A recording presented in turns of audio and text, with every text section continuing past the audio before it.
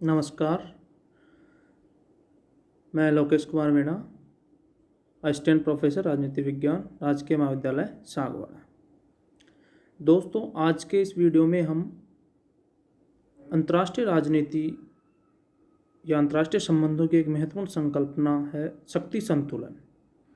शक्ति संतुलन का सिद्धांत, उसके बारे में जानेंगे कि शक्ति संतुलन का सिद्धांत क्या होता है और इसका अंतर्राष्ट्रीय राजनीति में, अंतर्राष्ट्रीय संबंधों में क्या स्थान है, क्या महत्व है।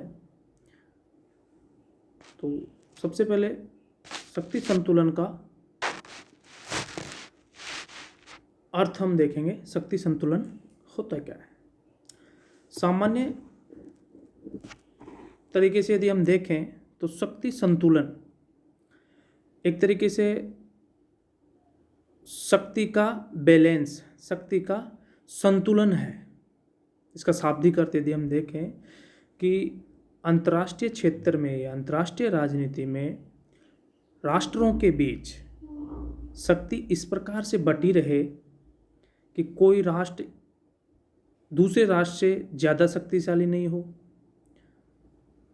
और उनमें जो शक्ति का जो वितरण है वो इस प्रकार से विभाजित रहे कि किसी राष्ट्र के ऊपर कोई दूसरा राष्ट्र अपनी इच्छा को थोप नहीं सके, उसके ऊपर आक्रमण नहीं कर सके, उसके ऊपर दबाव नहीं बना सके। मतलब शक्ति का जो वितरण है वो संतुलित होना चाहिए। आगे देखते हैं हम, राष्ट्र परिवारों के बीच शक्ति का ऐसा संतुलन, राष्ट्र परिवारों के बीच शक्ति का ऐसा संतुलन जो किसी एक राष्ट्र को इतना अधिक शक्तिशाली होने से रोकता है जिससे वह अन्य राष्ट्रों के ऊपर अपनी इच्छा को बलपूर्वक थोप सकता है। मतलब अंतर्राष्ट्रीय क्षेत्र में, अंतर्राष्ट्रीय समुदाय या परिवार में, विश्व में ये हम देखें तो राष्ट्र परिवारों का एक के बीच शक्ति का एक ऐसा संतुलन है जो एक राष्ट्र को इतना अधिक शक्तिशाली होने से रोकता है जिससे वह अन्य राष्ट्रों के ऊपर अपनी इच्छा को बलपूर्वक थोप सकता था। यदि नहीं रोका जाता है तो वह इतना अधिक शक्तिशाली हो जाएगा कि वह अन्य दूसरे राष्ट्रों के ऊपर अपनी इच्छा को बलपूर्वक थोप सकता है। तो इस तरह शक्ति संतुलन एक क्या है, पद्धति है। अंतर्राष्ट्रीय क्षेत्र में विभिन्न राष्ट्रों के पारस्परिक संबंधों के संचालन की एक पद्धति है, एक तरीका है। अंतर्राष्ट्रीय क्षेत्र में शांति बनाए रखने की एक संकल्पना है यह शक्ति संतुलन। शक्ति संतुलन एक तरीके से हम देखें, प्रतिद्वंदी जो राष्ट्र होते हैं, दो या दो से अधिक या एक राष्ट्र का कोई शत्रु है, तो उनके बीच में संतुलन बनाने का यह एक पद्धति के रूप में काम करता है शक्ति संतुलन। अर्थात विभिन्न राष्ट्रों में शक्ति इस प्रकार से विभाजित रहे, विभिन्न राष्ट्रों में शक्ति का विभाजन इस प्रकार रहे कि कोई एक पक्ष न तो इतना अधिक शक्तिशाली हो जाए कि वह किसी दूसरे पक्ष पर हमला करे या उसे दबाए या उसके ऊपर अपनी इच्छा को बलपूर्वक थोप सके, और न ही कोई दूसरा पक्ष इतना अधिक शक्तिशाली हो जाए कि वह पहले पक्ष को दबाने की कोशिश करे। तो शक्ति संतुलन का ये सामान्य अर्थ है कि शक्ति का विभाजन इस प्रकार बना रहे या विभाजित हो, शक्ति का वितरण या शक्ति का विभाजन इस प्रकार हो कि एक राष्ट्र इतना अधिक शक्तिशाली नहीं हो जाए कि वह दूसरे राष्ट्र पर अपनी इच्छा को बलपूर्वक थोपे या दबाव में उसको लाए या उसके ऊपर आक्रमण करे।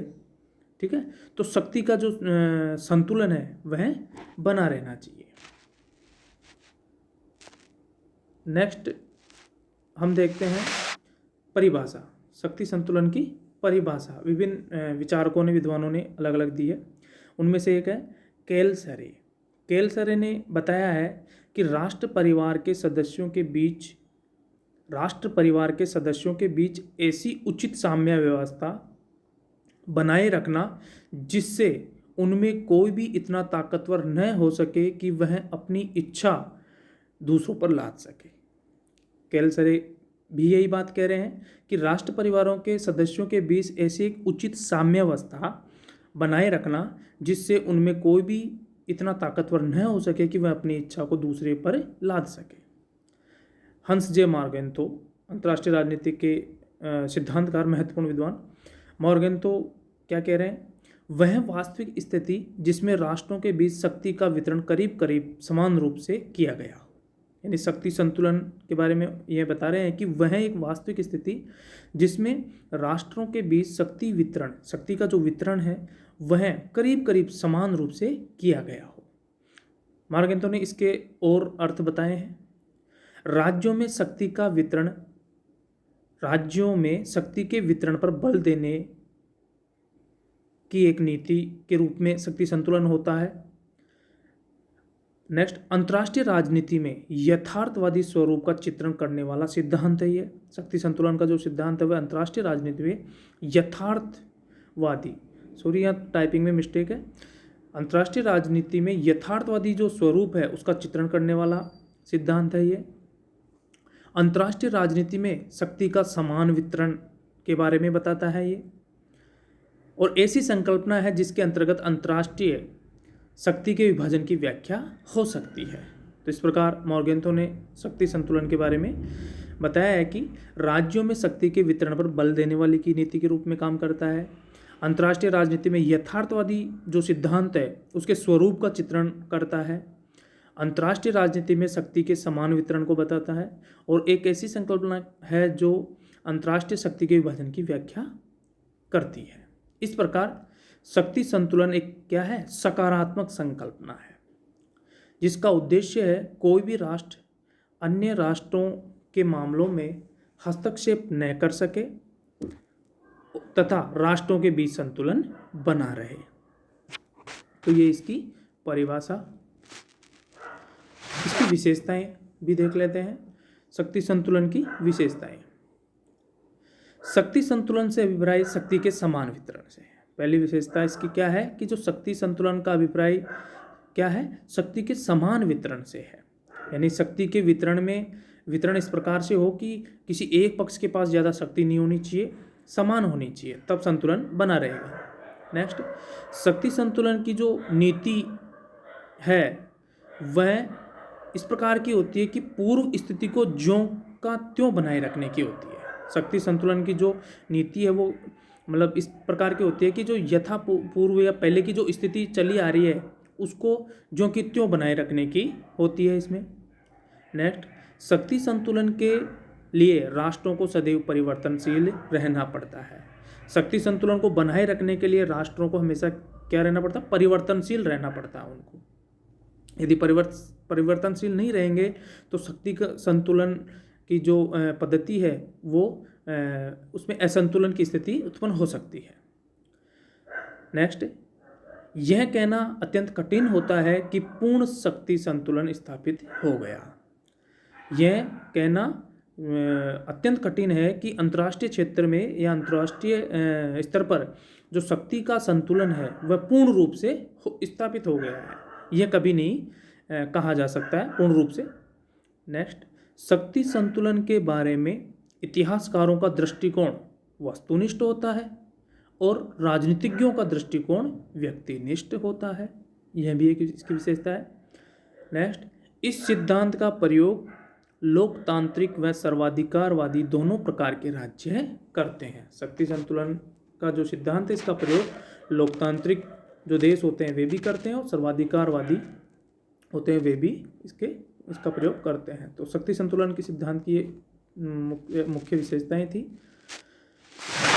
अब है शक्ति संतुलन को बनाए रखने के साधन।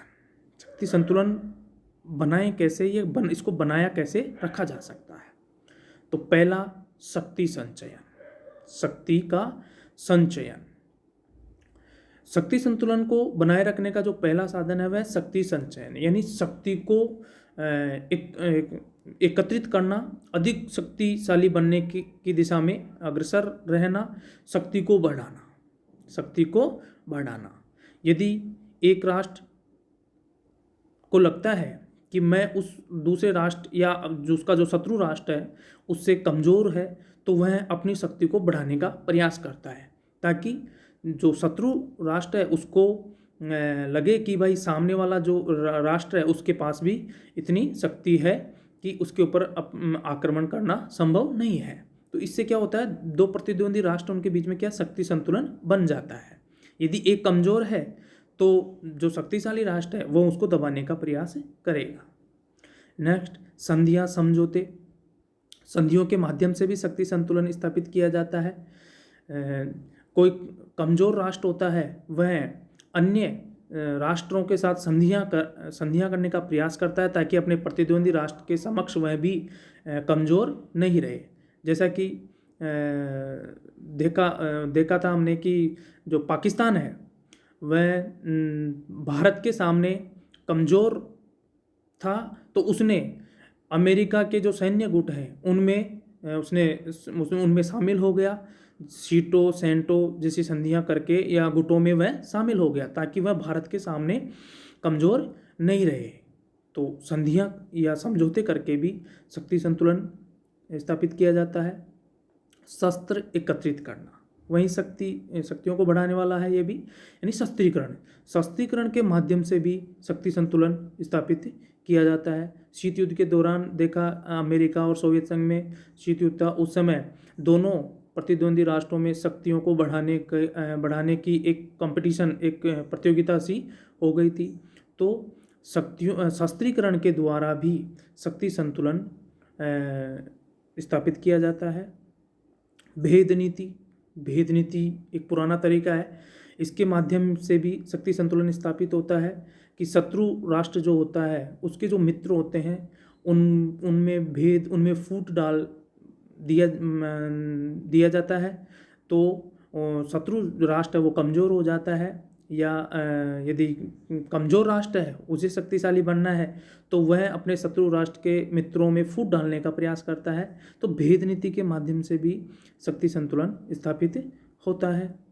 हस्तक्षेप के माध्यम से भी कोई दूसरा राष्ट्र किसी कमज़ोर राष्ट्र के आंतरिक मामलों में हस्तक्षेप करके भी शक्ति संतुलन या उसको अपने पक्ष में करके अपने जो प्रतिद्वंदी राष्ट्र होता है उसको कंट्रोल में या नियंत्रण में करने का प्रयास करता है। तो ये भी एक शक्ति संतुलन स्थापित होता है। इसके माध्यम से भी अंतस्थ राज्यों या क्षेत्रों की स्थापना।